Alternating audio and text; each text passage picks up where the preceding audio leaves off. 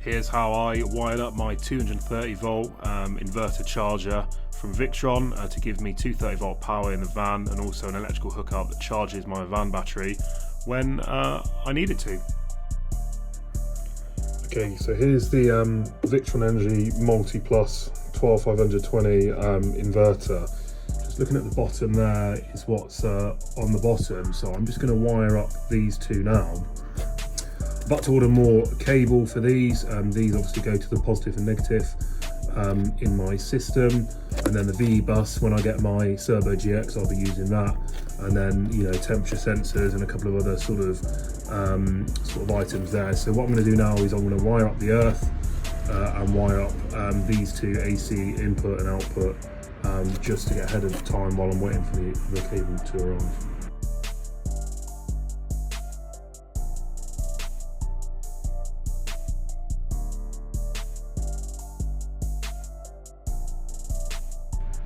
Right, so I've got my sort of inverter system laid out here. So I've laid it out in sort of two halves.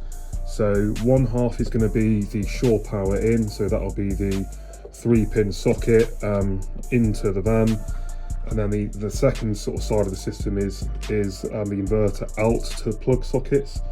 So the easiest way to think of this is, especially if you've got a van with this kind of unit in it, you absolutely need two of these.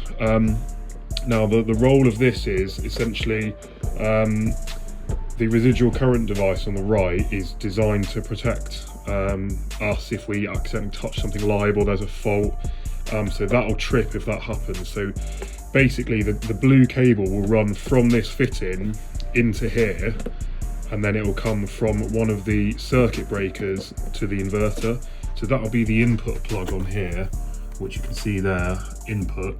So I've already wired up one of the cables. So this cable will plug into the bottom of the inverter. It will run into one of these, and then this cable, there'll be more of this blue cable, more of this, will run from here to here. And then that means the input side of the system is completely protected if something goes wrong. Now for the output side, again, there's an output plug on the bottom of my inverter. Again, I'll use the other one of these cables. I will then plug that in here, and then that cable will run into this side. So it'll run into the bottom of here. All these are dual pole, which means they basically cut the two live wires at the same time. And then I will run that same blue stuff out of here to the socket. So I've got a double and I've got a single somewhere. So one of these will cover the double and one of them will cover the single.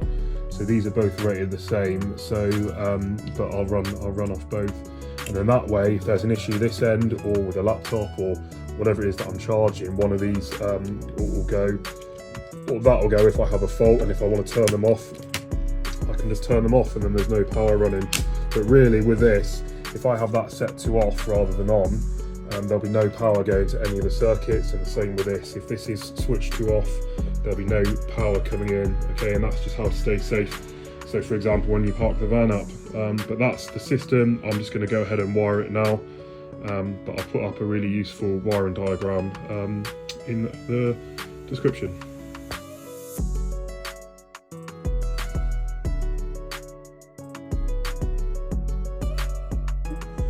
So you can see I've just sort of added in the cable glands at the bottom of both of these. So this one will go to the two, so those two will go to the socket, that will go to the main sort of residual current device, and this one will be for the shore power hookup. So shore power from outside will come in here into this residual circuit device, and then I'll have the one coming off one of the main circuit breakers to the input on the inverter. So I'm going to wire that into the van now. Okay, so I'm going to wire the input wire into the device now. So that obviously plugs in there, but I'm not going to plug that in just now. What I'll do now is wire this as per the wiring diagram into one of these, and then I'll then run another wire from here to the output.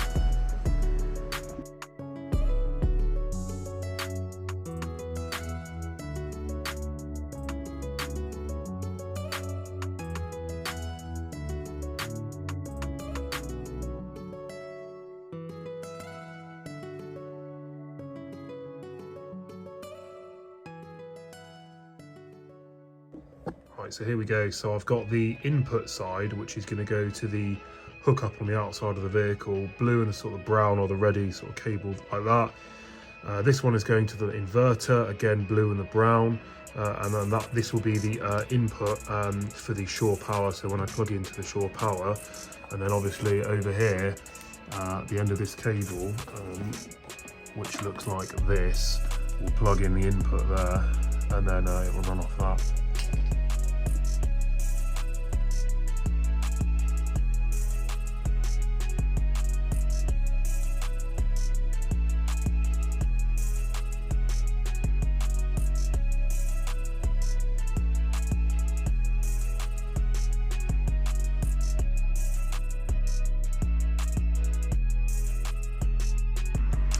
So that's the two consumer units done up then. This is for the shore power in, and this one with the 4 grommets on it is for the power out.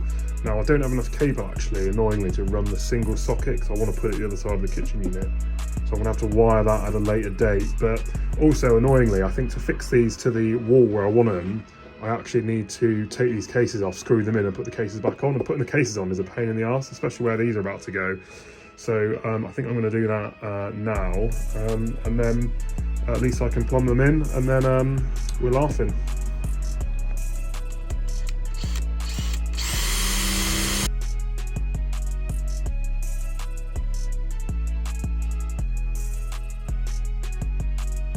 And that's the 230 on the vehicle. So I just used metal self tappers, and you won't be able to see it probably. I put a bead of silicone behind the seal because I'm just not convinced that was going to be waterproof enough. So hopefully, yeah, that'll keep it nice and dry. Now all I've got to do is sort the back of the van out. I like to move this unit, pull this all out so that I can access in there where the hookup is. Bit of a lesson really, do your electrics before you get your furniture, but here we are. And it works, so I'm just going to tidy everything up. Right, so I'm just going to wire up the inverter now and plumb it in. So we've got 2 of the input cables, the blue ones. I've got one here, one there, one there. They're the 2 from the consumer units. And then naturally I've got the black and red ones, positive, negative, which go to the bus bar. So I'm just going to connect it all up now, and then run the earth around the back to the earthing point.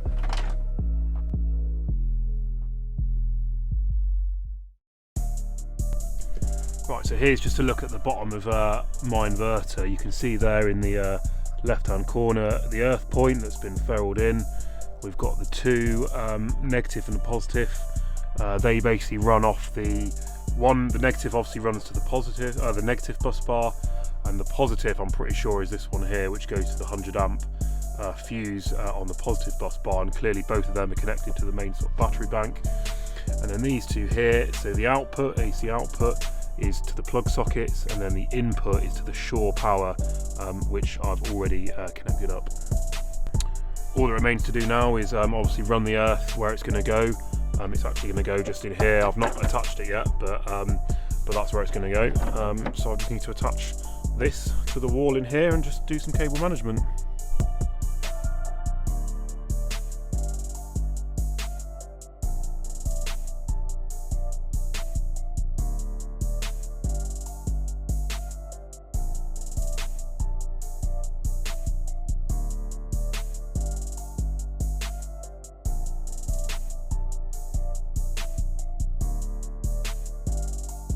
So annoyingly, I took this video in the wrong orientation, so all that's left to do is to turn the inverter on, which is there.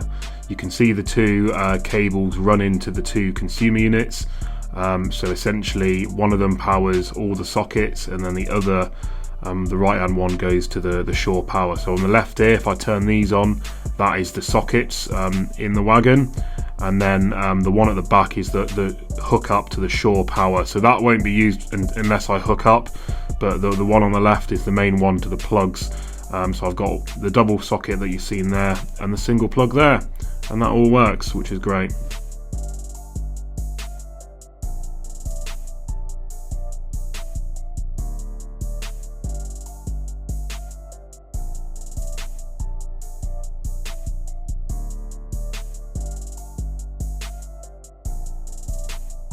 Thanks as always for watching, and if you like what you see, make sure to hit subscribe, and I'll see you in the next one.